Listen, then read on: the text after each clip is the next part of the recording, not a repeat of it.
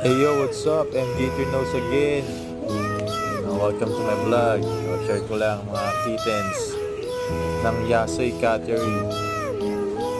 Ayan o. Owned and bred by Boss Mac and Boss Chalu. Ayan, ang gaganda nila o. American Curl times EXO yan. Exotic guys. Maganda mga big bone. Yan o, American Curl yun o. Ito, ganda ng mga kulay, parang mga blue bats oh. American Curl times Exo Persian din. Ganda. Antok yan. Ang kakapal, mga big bone.